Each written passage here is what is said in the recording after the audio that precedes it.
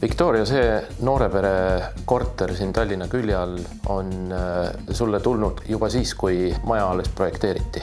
Alles siis, kui ainult vundament oli. Ja see on väga hea, sest me saime tol ajal veel muuta planeeringut.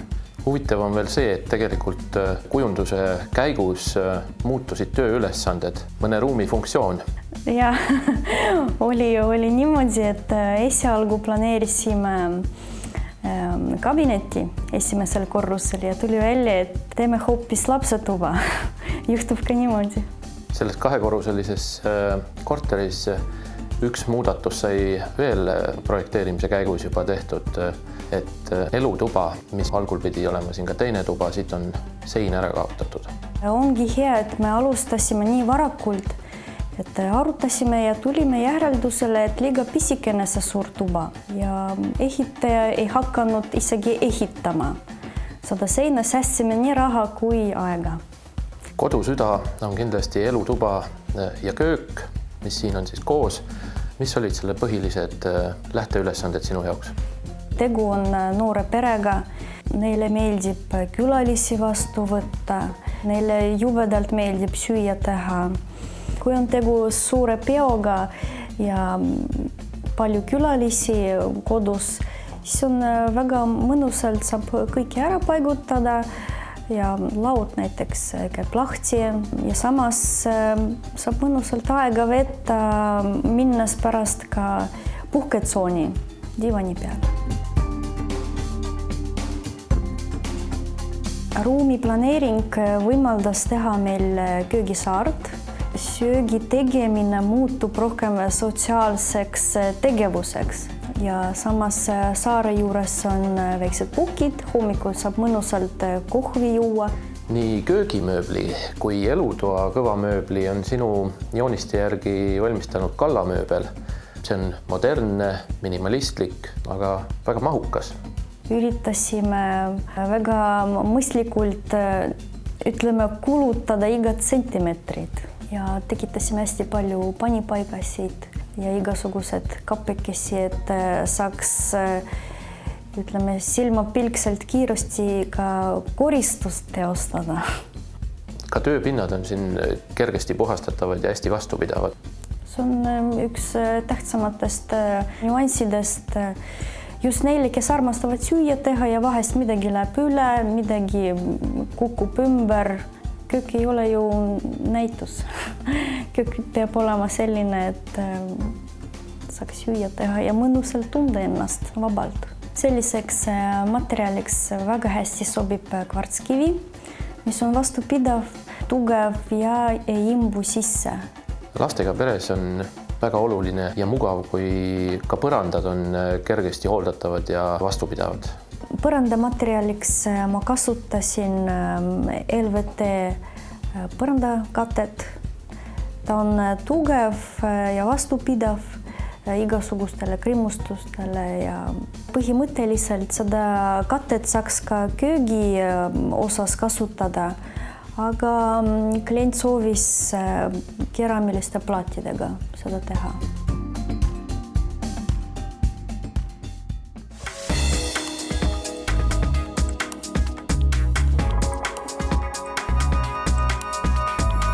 LVT-l on ainult head omadused. Kõik head omadused on koos. Esiteks nüüd see konkreetne, seda võib ükskõik millist tugevusklassi muidugi saada ja neid on ka saada igasuguseid tugevusklasse, nii et seda tegelikult peaks kontrollima, et mitte seal lihtsalt hinna peale minna. Aga see konkreetne nüüd on meil klass 32-41, mis tähendab, et sellise tugev kodukasutus ja ka väike ühiskondliku pinna kasutus juba on täitsa lubatud. Nii et ta on ikka päris tugev. Ta on nagu üks tugev laminaat. Nõrgad laminaatid on klass 31, aga 32 on juba siuksed ikka päris tugevad. Siis on ta kemikaalikindel, veekindel, siis on ta antistaatiline, siis on ta mitte libisev ja siis muidugi tulekindel, aga põhilisi omadusi on veel see, et ta on väga vaikne võrreldes näiteks laminaadi või ujuva parkettpõrandaga. Ja siis muidugi on tal patenteeritud uniklikk lukk, klikk, mis nüüdsel ajal tähistatakse, nii et iga paki peal on hologrammiga kreeps, et oleks originaal nagu näha. Selle LVT puhul on tähtis, et ta enne paigaldamist oleks seal samas keskkonnas 24 tundi ja ta harjuks selle temperatuuri ja temperatuuriga, sest see nagu kõik tihedad materjalid veidike paisub soojaga ja kahaneb külmaga, nii et tal on olemas ikkagi selline liikumine, aga mitte niiskusega, mis on Eestis nagu see põhiline probleem. See paigaldus on täpselt nagu uniklikk laminaadi paigaldus, siin ei ole midagi muud välja arvatud, et ta peab alguses siis tõesti aklimatiseeruma.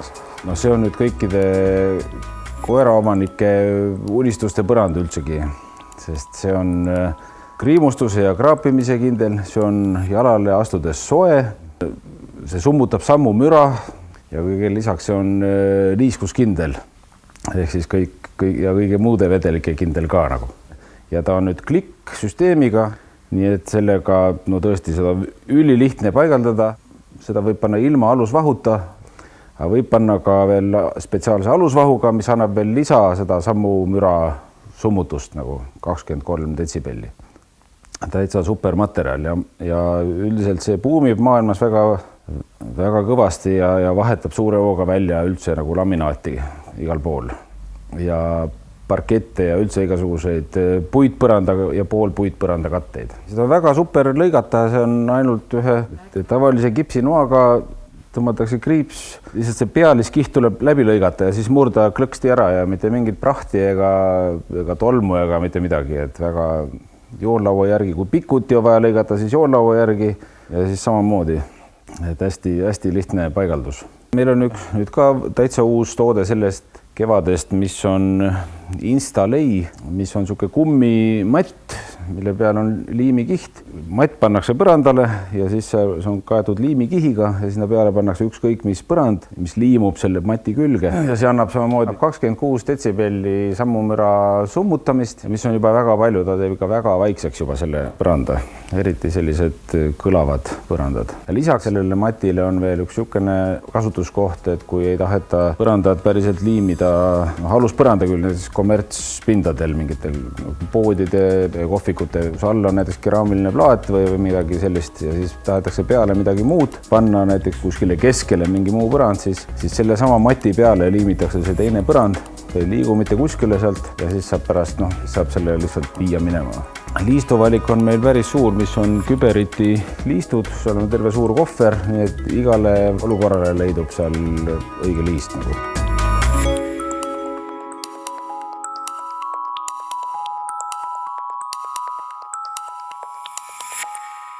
Köögis ja elutoas on nii mitu tsooni, kuidas sa valgustusel lahendasid?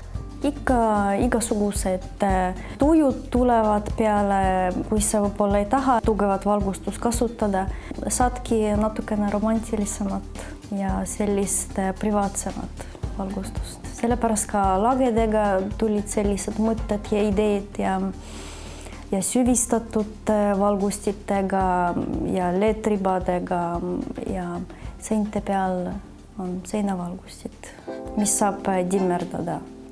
Siinsamas esimesel korrusel on ka lastetuba, seal on hoopis teistsugune valgustus, selline pehme, võib-olla natuke muinasjutuline. Lastes mõeldes just pisikestest päris tähtis, kui ta näiteks hallis, keegi võib-olla ei mõtle selle peale, et tema ju näoga vastu lagi, et see valgustus ei peaks talle silma torkama. Kasutasin seal sellised valgustid, mis meenutavad võib-olla oma valguskiirtega väiksed päiksed, mis valgustavad kõrvale hajutavalt, mitte otseselt alla. Ja samas läksin teistpidi teed, lahendades ütleme sellist pisikest valgustust, kui näiteks tõusad üles, vaja last toida, siis on mõnus sisse lülitada tehistaevast. Lastetoas on 3 olulist mööblieset või elementi, on suur karutool, on väike lapsevoodi, mida saab pikendada, kui ta suuremaks kasvab, ja kapp. Ongi kõik, mida veel vaja. Jah, ongi niimoodi, et kuna peres veel üks väike laps olemas, kes käib külas vahepeal, siis oligi mõte teha mingisugust sellist tugitooli, mida saaks lahti teha. Ja miks mitte ka karukujulist.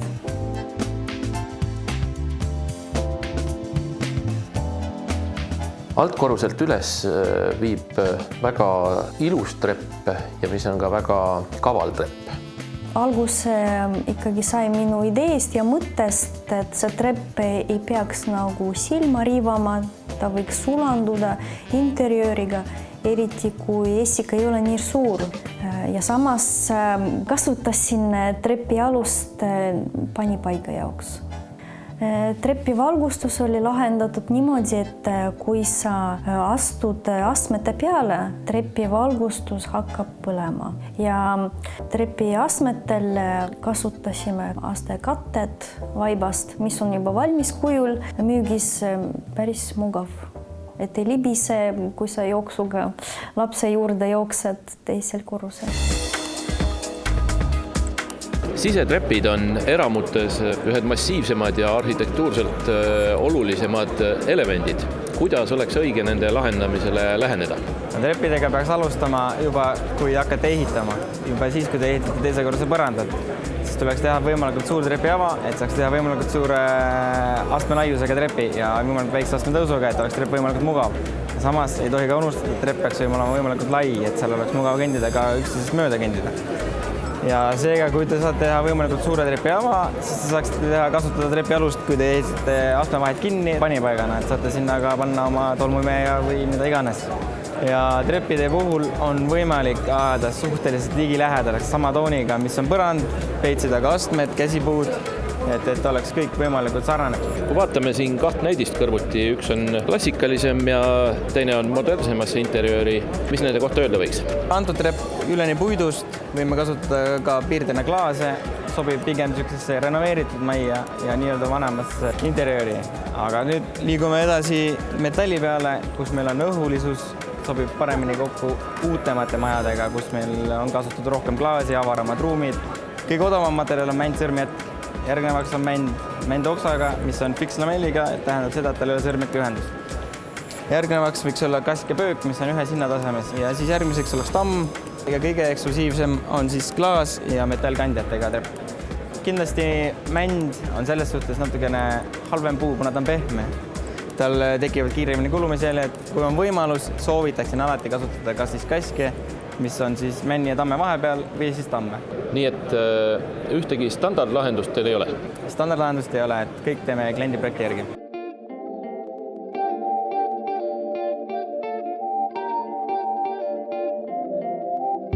Ja teine korrus viib magamistuppa, kus on peidus ka garderoob. Magamistuba on hästi põnevalt lahendatud.